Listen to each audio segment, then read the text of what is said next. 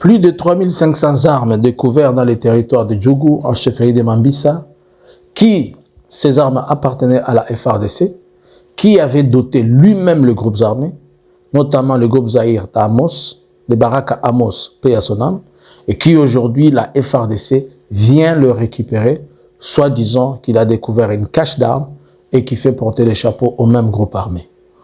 Bonjour, bonsoir. Nous vous saluons de partout où vous êtes en train de nous suivre. Nous, c'est Analysons Congo. Nous venons encore aujourd'hui pour analyser, parler et entrer en profondeur dans certaines choses avec vous. Nous vous demandons de liker, nous vous demandons de partager et surtout rester connectés avec nous. Nous allons ensemble essayer de suivre 2 ou 3 éléments qui vont nous permettre de faire notre analyse d'une manière un peu approfondie avec vous. Suivons ces éléments, ne manquez surtout pas de liker, de partager et commenter. C'est bon. Allez, mambo inaisha. Mambo inaisha. Apanjo mwisho. Apanjo serpe na batu yake batakula moshi kabisa hapa. Les armes. Ce n'était plus un site minier. C'était un site d'armement. Un site d'armement. Nous venons de découvrir un site d'armement. L'armement de Serpé. Makambo Sili. C'est comme ça. Comprenons maintenant le chantage au Sala. Kokana Kokana FRDC. FRDC Tchouma. FRDC Tchouma. Botala binomoko ba armement, minduki, munitions. Dans un site minier. Ça, c'était plus un site minier. C'était un site d'armement et de munitions.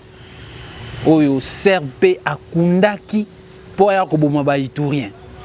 Maintenant, comme nous disons que la République gagne toujours, découvrir, il fallait intervention à Ponclé, machine. Je vous laisse un peu suivre. C'est que les forces armées, votre armée, a découvrir na territoire ya Djougou, na chefferie ya Mambisa, na Jingo. Il y a état-major, il y a Baraka, ici à Koufa, mais à Kundaki, à Watoesko, Timbola, Tozusiko, ba munitions, ba armes, tout ce que vous faisiez là. Suivez d'abord et puis nous allons revenir.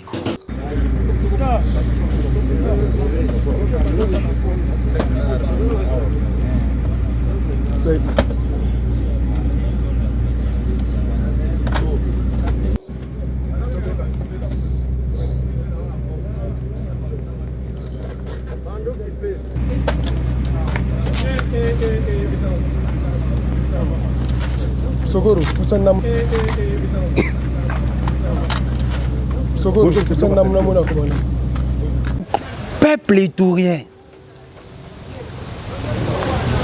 Batu nyonso bazolanda biso na monde entier. Ndenge lieutenant général Luboya alobaki lorsque nous avons présenté l'arme.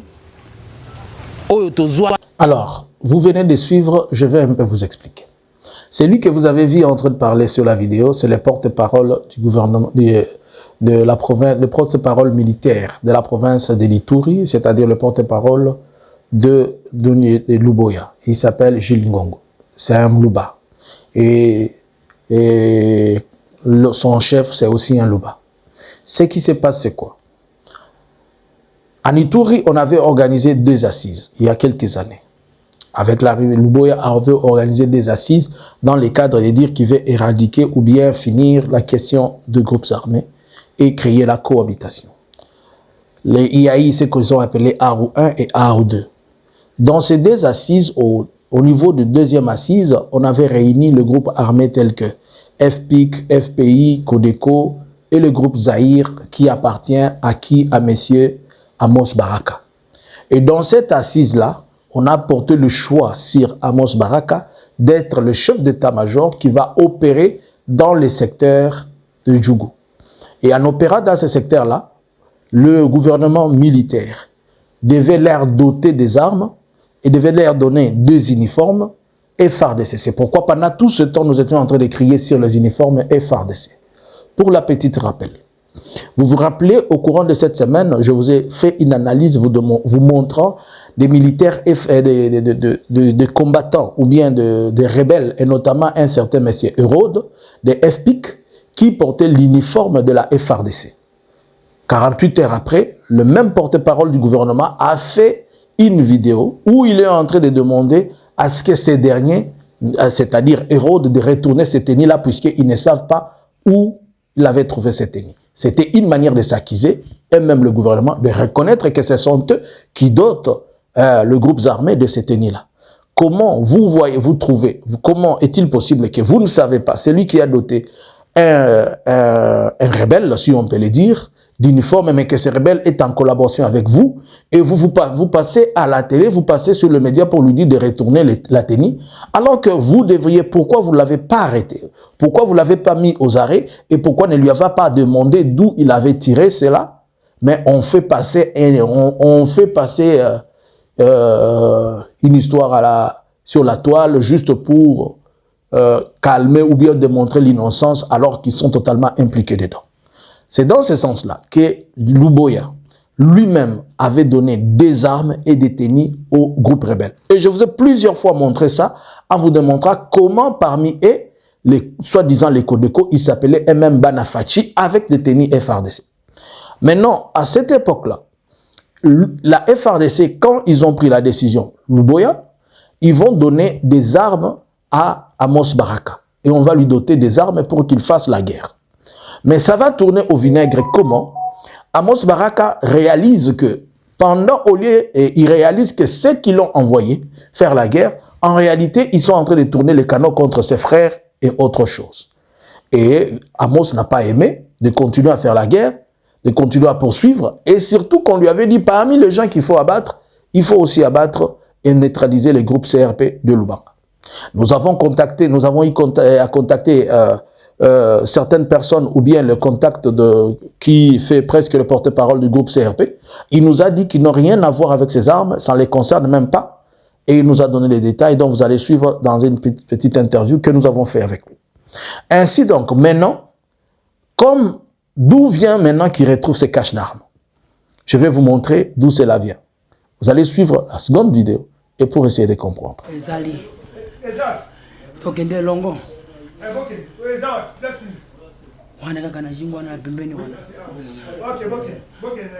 Alisinga de bole mbisa mongo pardon. Le ba vete yo tala ko bole mbisa singa. Obi bisa kashi singa de bole mbisa. Kashi da mo yebi. Na ko sabina makambo bele. Po serpe ba bombele bi. C'est ba serpe ba bombele ko bele. O loko kasha matina ka 3000 za ba mena. Mandu kera pona baraka. Ezali ba bombi. Makala moni ba bombi nga makala. Ezali. Ndikate na biso na ko ende delongo na bimisi. Bole zo singa na bisi bino. Singa de na biye na ko limisa tout le loko. Bon, pour ceux qui ne comprennent pas, ce garçon qui est arrêté, le frère qui est arrêté, paix à son âme, on l'a tué après ses aveux. Et c'est qui? C'est un garde-corps de Amos Baraka. Puisque la FARDC avait fait des opérations et la FARDC avait neutralisé Amos Baraka, on dit qu'il était mort du côté de la frontière ougandaise. Ces derniers, on a arrêté son garde-corps. Si vous avez bien écouté, les garde-corps parlent, il dit très bien, Nakola Kisabino et Sika, 3500 armes Oyo Luboya Pesaka, Bakunda Yango. C'est de là où on va maintenant Kokundola les armes qu'on est en train d'accuser que ce sont des armes qui appartiennent aux groupes armés, alors que ce sont 3500 armes que Luboya lui-même avait dotées à ces groupes-là. Mais comme le groupe est devenu incontrôlé et comme le groupe on ne le maîtrise pas, c'est maintenant qu'on devait retrouver les armes qu'ils avaient données. Maintenant, je vais vous poser la question. La CRP est en pleine opération. Il est en train de faire des opérations et on est en train de le battre, si on peut dire, où ils font des incursions, ce qu'ils peuvent faire comme il faut. Comment des gens qui sont en pleine opération vont prendre une telle cargaison importante des armes et les cacher comme s'ils étaient en train de fuir, comme s'ils étaient plus en train de se battre, alors qu'ils en ont besoin pour se battre? Qui a caché les armes pour qu'ils ne puissent pas les utiliser ou bien les utiliser prochainement? Mais ce qu'il faut savoir, que partout on a retrouvé ces armes et partout Luboya les avait envoyées, c'était pour une bite bien précise. Extraire l'or pour le compte de la famille Tshisekedi et Tshisekedi lui-même. En fait, Luboya est dans une très grande démarche où il fait extraire le minerai pour Félix ainsi que sa famille en utilisant l'arsenal militaire de la FARDC, en le déployant pour sécuriser les sites, en créant aussi des groupes armés qui rendent encore l'insécurité la plus profonde en Ituri, en acquisant de faux Codeco, en acquisant de faux ceci et cela, puisque le Codeco et les Codeco et les FPI, sauf le CRP dont on dit qu'il n'est pas dans l'air logique, mais tous ces groupes armés-là, ils sont déployés dans deux activités pour protéger à la fois leurs sites miniers et aussi pour combattre d'autres tribus. Selon le CRP, il dit ne pas avoir de troupes dans cet environnement et ne pas reconnaître cela. Nous allons encore revenir avec d'autres détails pour vous présenter et vous faire comprendre comment les choses sont entrées dans elle. Je l'ai dit et je le répète encore, c'est Luboya qui est le patron de tous les groupes armés avec Félix pour mettre l'insécurité dans la partie de l'Ituri. Ma question, pourquoi l'insécurité de l'Ituri est-elle une insécurité bénissante? On n'en parle pas. Selon vous, on ne parle que de l'AFC Barème 23 pour la simple raison que l'insécurité de l'Ituri, Félix l'a maîtrisée à son compte. Mais l'AFC, Félix ne le maîtrise pas à son compte et c'est pourquoi il crie. C'est comme le fait Bahati Lukwebo. Quand vous êtes avec nous, vous composez avec nous, vous êtes pour nous. Mais si vous êtes avec nous, vous ne composez pas avec nous, vous êtes devenu notre ennemi. Alors comprenez que l'AFC est vu en mal puisque l'AFC n'est pas conduit ou guidé selon les desiderata et la volonté de Kinshasa. Mais dans l'Ituri, l'insécurité est entretenue par Félix pour avoir l'or, c'est partagé avec l'Ouganda et c'est partagé avec sa famille et le reste, c'est pourquoi l'insécurité de la partie de l'Ituri ne peut pas sortir et ne peut pas se faire parler. J'espère que vous avez compris un peu la pertinence et la profondeur de ce qui se passe et ce qui continue à se passer. Nous allons continuer. Nous avons toujours un œil fixé sur tout ce qui se passe en RDC et dans la région des Grands Lacs et nous ne manquerons pas de venir encore une seconde fois auprès de vous pour analyser et entrer en profondeur dans plusieurs choses. Bonjour, bonsoir. Analysins Congo subscribers.